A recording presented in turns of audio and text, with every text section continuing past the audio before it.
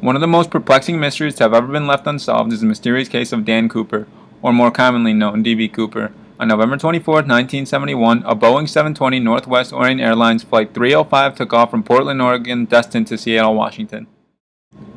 Midway through the flight, a man named Dan Cooper handed a flight attendant a note notifying her that he had explosives on board and he was prepared to use them.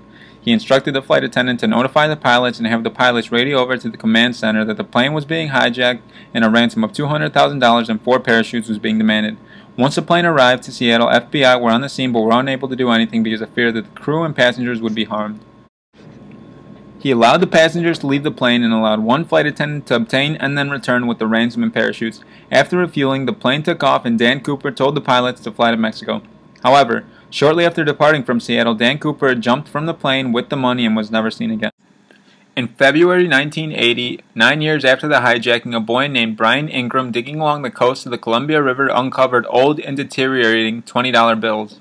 The boy's parents notified authorities and the FBI quickly confirmed it was a small portion of the ransom given to Dan Cooper.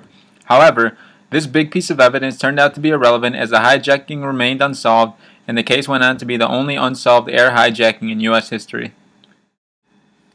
There's been many speculation to what happened to Dan Cooper.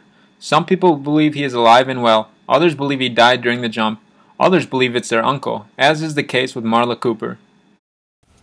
I'm certain he was my uncle, Lynn Doyle Cooper. My father made a comment about his long-lost brother, my uncle LD, and said that he thought he was still alive but hiding from the FBI. And I questioned why he would be hiding. He said, "Don't you remember he hijacked that airplane?" A couple of years ago, my mother made another comment, a similar comment. The case of Dan Cooper is closed but remains unsolved. The legacy left behind will remain eternal. What makes this case so interesting to the public? Here are the opinions of 3 avid followers of the Dan Cooper case. The case of Dan Cooper is the greatest mystery because of the impact he had on society. Dan Cooper not only had a huge following of fans after the hijacking, he had a movie inspired because of his story. Also, his story changed the commercial flight process and many flying regulations. He went from being Dan Cooper the villain to being Dan Cooper the icon. During the 1970s, there were approximately 12 hijacks in the United States. All of the hijackers end up either in prison or dead. With the technology that was available during that period of time, the U.S. was able to solve all other hijacks except for D.B. Cooper's. This was the only hijack to be left unsolved in U.S. history.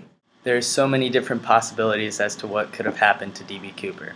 He could have died from the jump, or he could have died from the cold weather where he landed, or he could be sitting in his living room right now, alive and doing well. Nobody really knows. This is what makes D.B. Cooper's story a really good mystery.